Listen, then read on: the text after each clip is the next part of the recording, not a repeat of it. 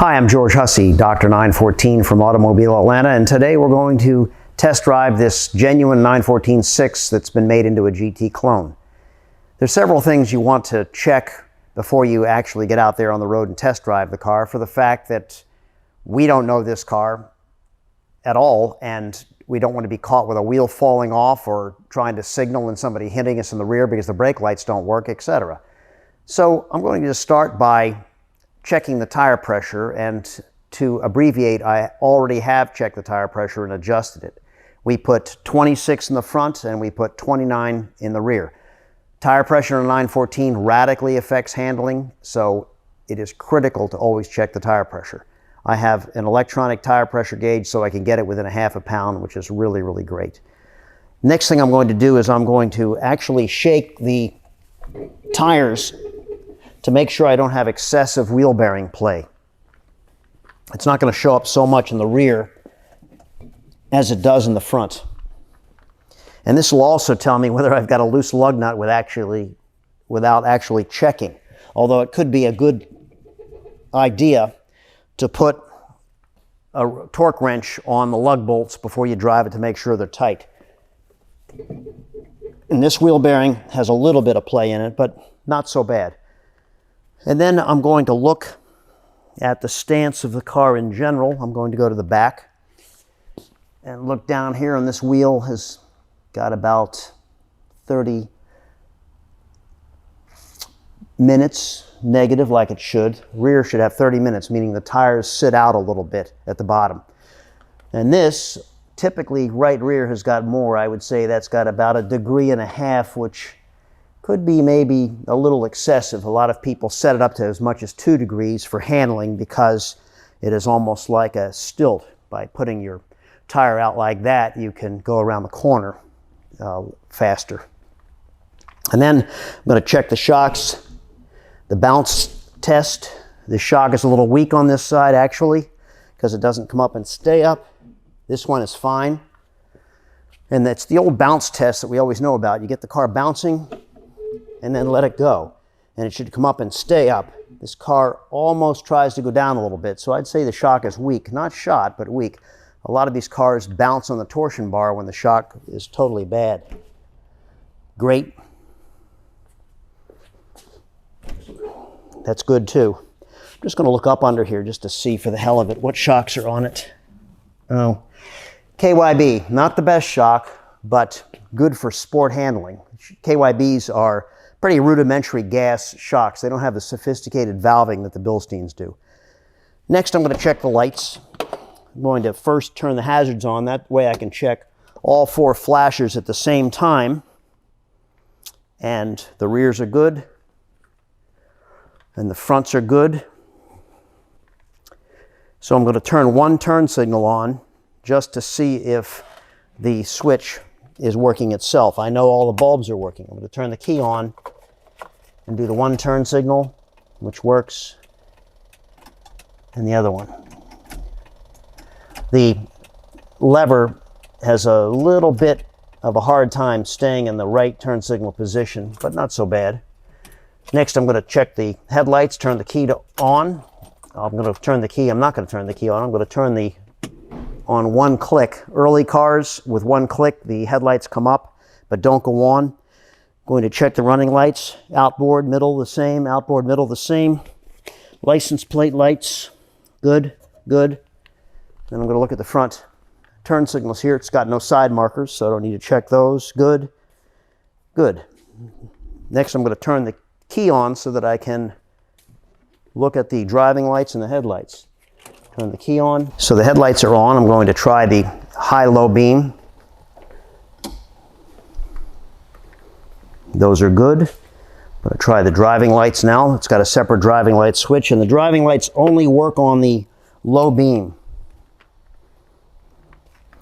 And one driving light doesn't work. Often this is a ground, but obviously in this one it's not a ground. So it needs probably a driving light bulb on that side, or it still could be a ground that is a problem.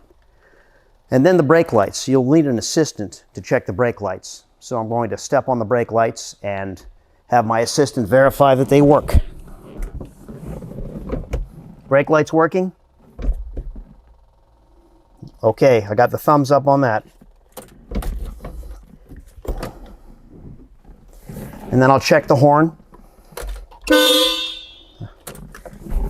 Sort of a Volkswagen-like sound on the horn. You'd think it'd be more potent on this street GT. And in general, just look around the car to make sure no hardware is falling off, which it's not. So I should be ready for the test drive. I can already hear the fuel pump running, so I know the car is going to run. And I'll bring it out of the shop and we'll test drive it.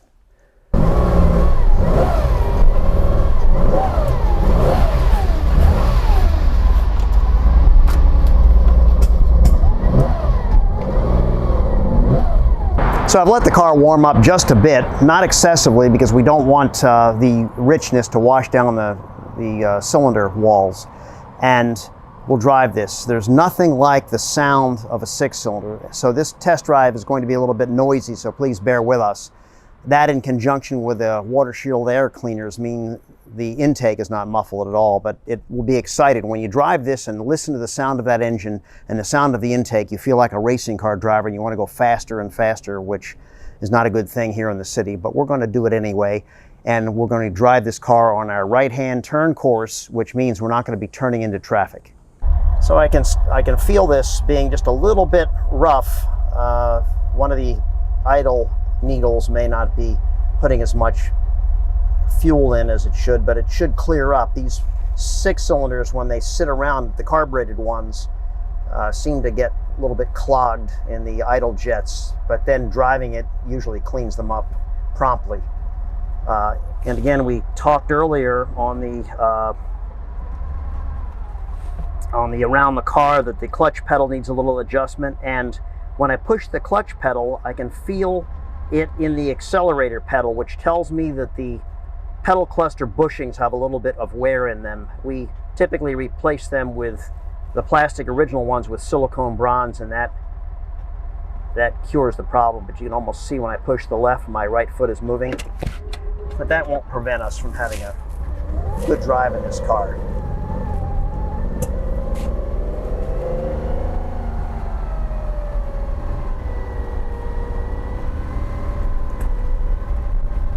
Steering feels tight, like it should. Rack and pinion should have no play in it. And if it does, usually the play is at the firewall and can be simply fixed by tightening up the nut. So I'm going to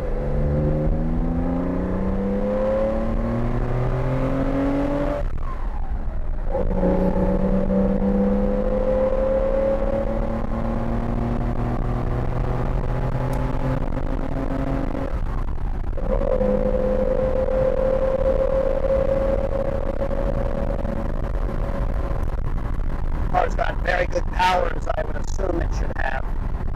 And we have some traffic, so we can't take this corner like we should.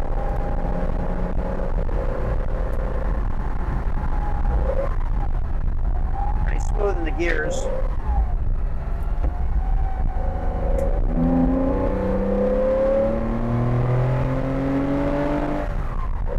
All the way up to the red line.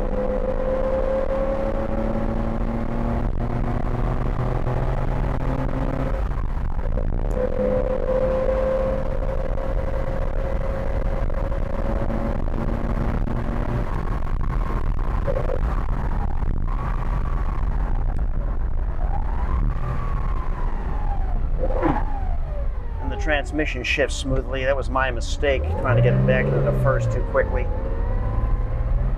And the shifter is tight. The shifter is so tight that it may have a late model shift linkage in it. It's tight as good. Bumps over the railroad tracks without squeaks.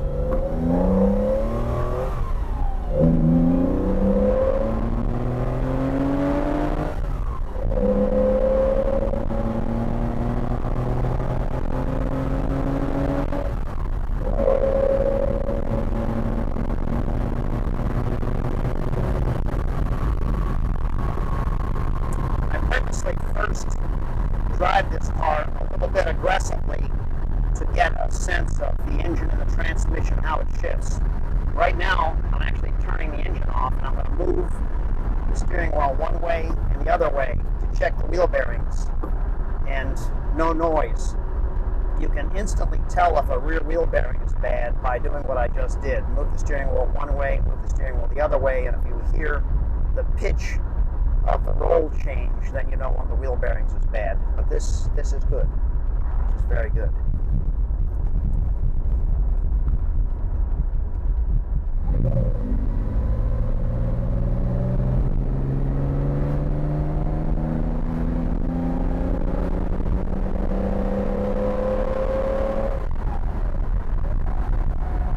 These mid-engine 914s are absolutely terrific for cornering as fast as you want and not really worrying about the car.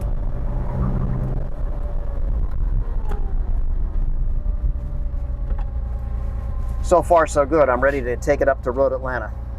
Steering wheel's tight, no up and down play. I didn't check the wipers, but the wipers work fine. Tachometer is spot on. You also want to check the odometer. Too many of these odometers stop always around 100,000 miles, and they always need to be rebuilt. The engine's cleaned up nicely. Could use a little bit of idle adjustment, maybe airflow, maybe mixture adjustment to get it to idle just a little bit smoother than it is now. These cars always have the dog leg first, so first is actually over and down. It's disconcerting for some. And when you're at a stop, you don't want to ride the clutch pedal, so I have it in neutral here with my foot maybe on the brake just in case. Not much to pick on this car, actually. Again, smooth out the idle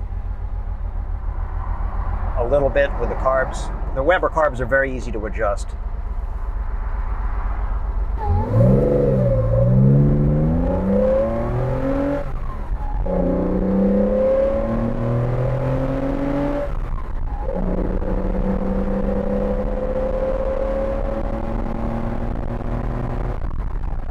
This has got, I'm going to turn the key off actually. This car's got plenty of good and exciting power, but I have been used to driving 914s with much bigger six-cylinder engines in them, so this car does not give you the blinding acceleration that you'd expect on today's electric cars or late model Porsches, but still exciting and fun and all the power at the right times that you may need or want.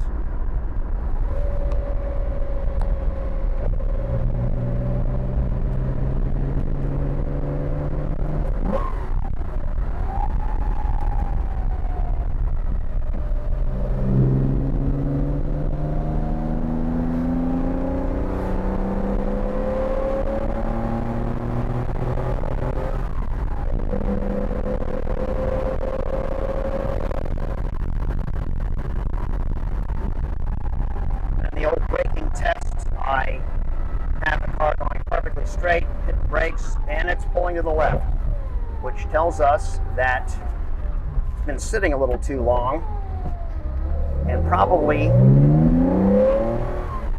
to begin with,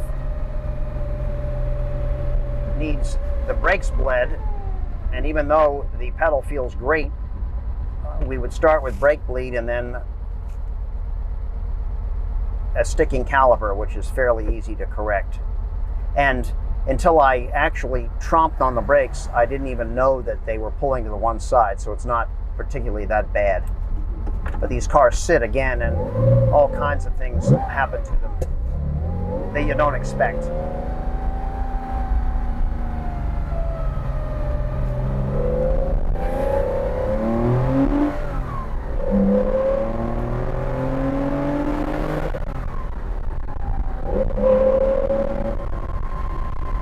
I'm not taking these too fast, just a little bit for the fun of it.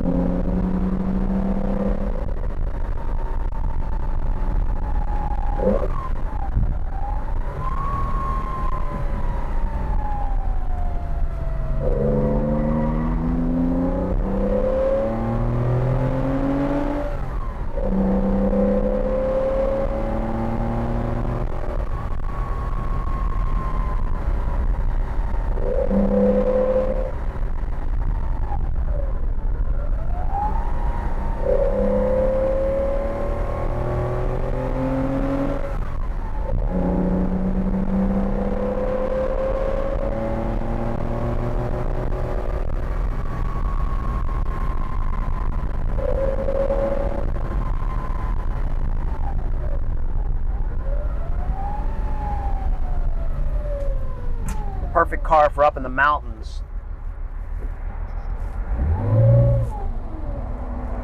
I'm trying this now. I am going forward a little bit on a slight hill, and it's holding just a little bit. So I know that that left front caliper is sticking and will need some attention.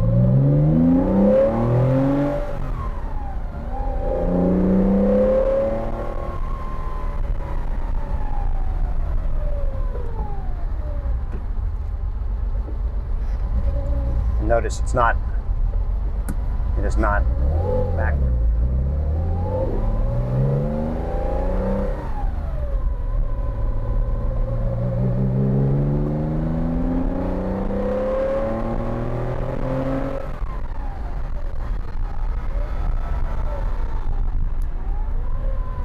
I'm going to try something here.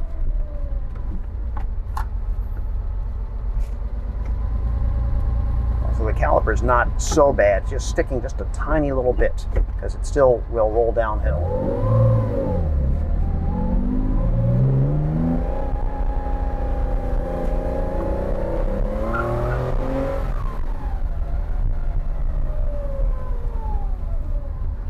So I just drove this car in a spirited manner. I didn't abuse it, and I didn't drive it super hard. But it gave me a really good sense of what the car was all about by driving it like that. And I also had great fun. And that is the driving impression of this 914-6 Street GT. Dr. 914, Automobile Atlanta, thanks for viewing.